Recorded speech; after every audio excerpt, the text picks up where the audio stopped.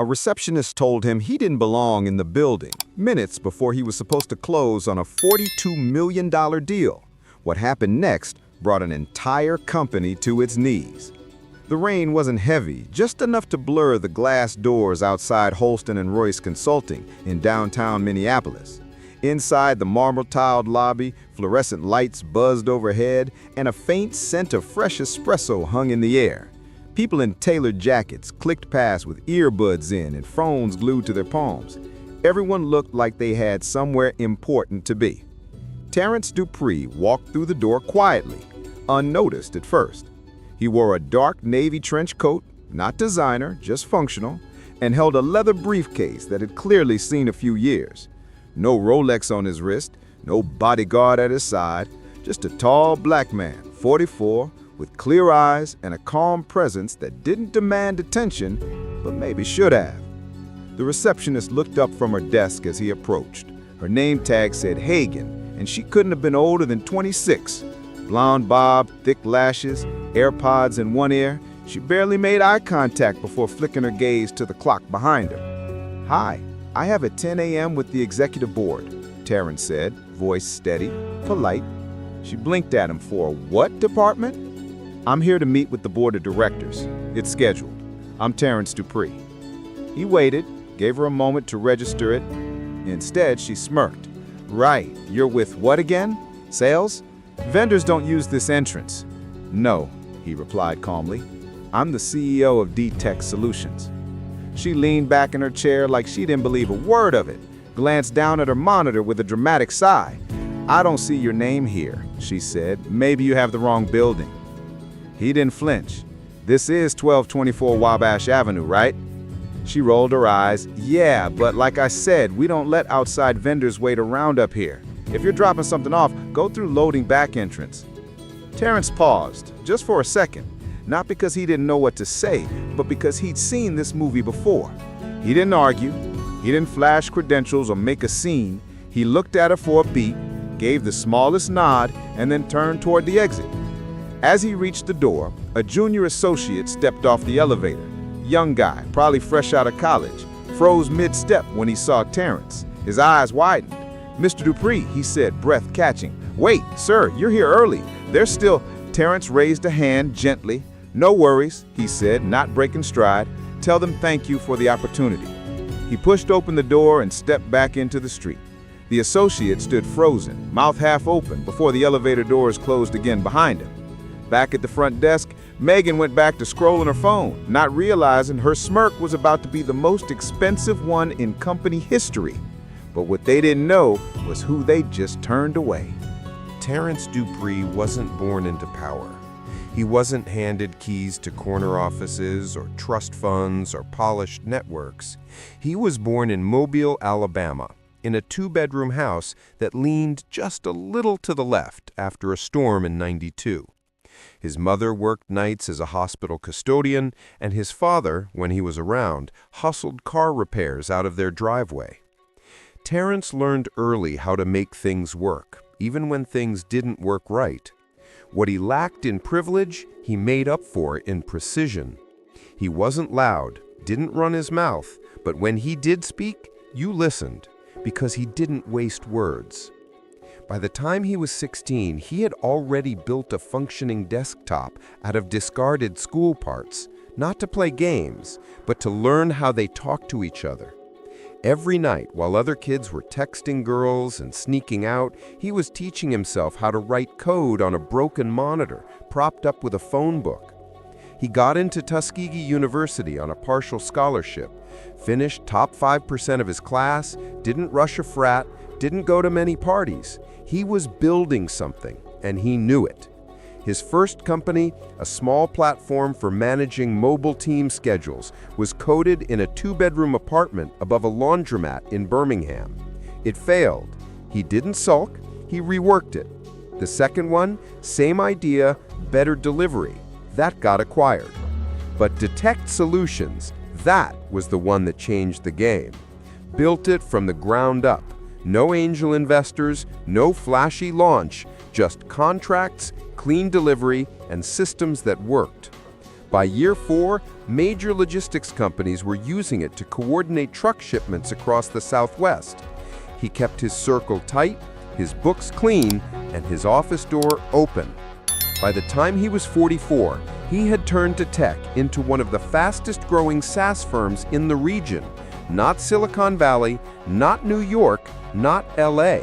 He didn't need those zip codes to validate him. Now, Holston and Royce, the firm that just told him to get lost, were set to sign a partnership deal with him worth $42 million. The deal had been in the works for nearly 7 months. His team had flown out twice. Background checks, paperwork, projections, all cleared. The final meeting was a formality. They just wanted to meet the man himself before closing. They got their chance and they blew it.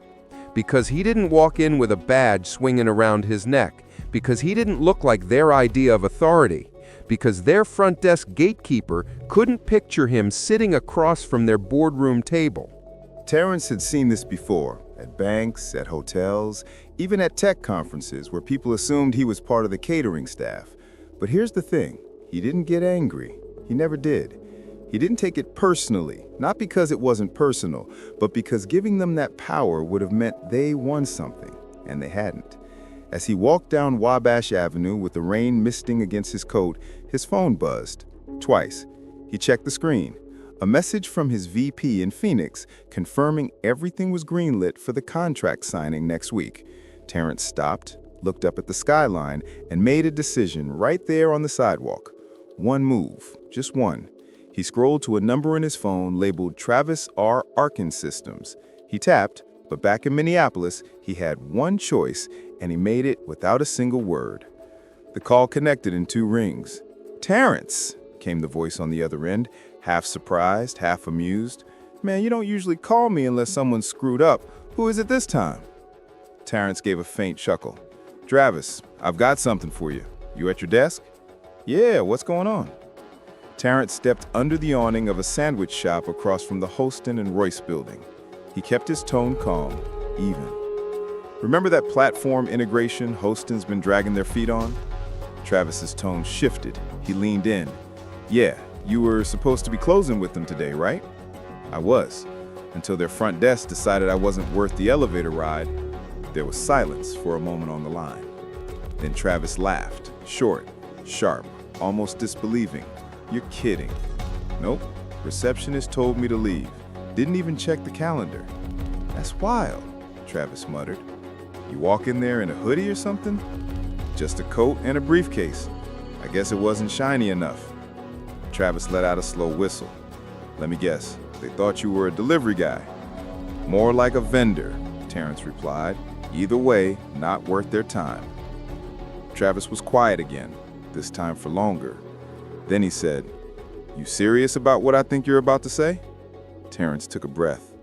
"I'm ready to redirect the deal if Archon can meet the same terms, and I mean all of them." "You know we can. Our lawyers already reviewed the last draft. We were ready 2 months ago." "Good," Terrence said. "Then consider it yours. I'll have my general counsel reach out by EOD. We'll move fast." Travis didn't hide his excitement.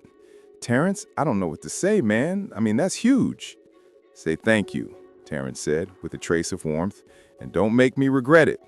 "You won't, I swear." Terrence ended the call, slipped the phone back into his coat. He didn't linger.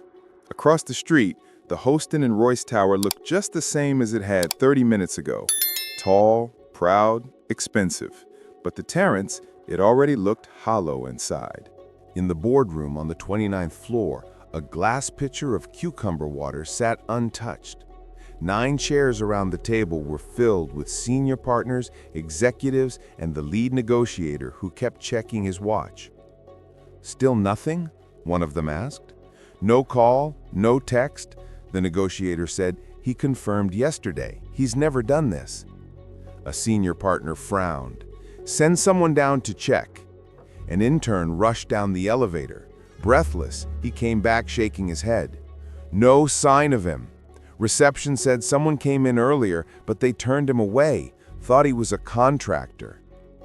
Silence swept the room like a sudden draft. "You're telling me they didn't even let him in?" the negotiator asked slowly. That's what she said. Murmurs turned into confusion. Confusion turned into unease. A couple executives started typing furiously on their phones. Then a woman in a gray pantsuit, a sharp-eyed partner named Simone Barkley, spoke up. If he walked out, and if he's serious about this deal, it's already gone. But maybe, someone began. No, you don't walk away from 7 months of negotiation unless you already know exactly where to go next. That man doesn't bluff. We just insulted one of the sharpest operators in this industry, and we did it at our front desk. Nobody said a word. The negotiator finally asked, "Should we reach out?" Barkley shook her head. "You can try, but it won't matter." Across town, Terrence stepped into a rideshare heading for the airport. As the car pulled away from the curb, he didn't look back. He knew what came next, and he didn't need to see it happen to feel it. But the boardroom upstairs was still waiting, unaware their moment had already passed. By the time Monday morning rolled around, Holston and Royce's boardroom didn't just feel tense. It felt electric, in all the wrong ways. Nobody had heard from Terrence Dupree. No emails, no calls. No one on his team was replying either. Not even a, "We've decided to move in another direction." Nothing. The receptionist, Megan, was back at her post, sipping a cold brew through a green straw, tapping through photos from her weekend brunch. She glanced at the revolving doors once or twice, waiting to see the man from Friday. Deep down, she thought, maybe he'd return. Maybe he'd come crawling back with an apology or some delivery paperwork. But nothing. Upstairs, in a tense internal meeting, the firm's leadership team tried to spin the no-show into a temporary hiccup. Maybe he had a personal emergency, one partner said. Maybe he's trying to pressure us for better terms, said another. Simone Barkley, calm and sharp as ever, shook her head. Terrence Dupree doesn't play games like that. If he's gone quiet, it's not by accident. That afternoon, the confirmation came. Archean Systems, Halston and Royce's closest competitor, posted a formal press release. "We are thrilled to announce a strategic integration with Detect Solutions, the leading logistics optimization platform in the Midwest. This partnership marks a pivotal moment in the industry." The email hit inboxes at 2:03 p.m. By 2:15, the boardroom was dead silent. Nobody spoke. Someone actually dropped their pen. A senior advisor, gray-haired and tight-lipped, pushed his chair back and muttered, "Well, that's the damn ball game."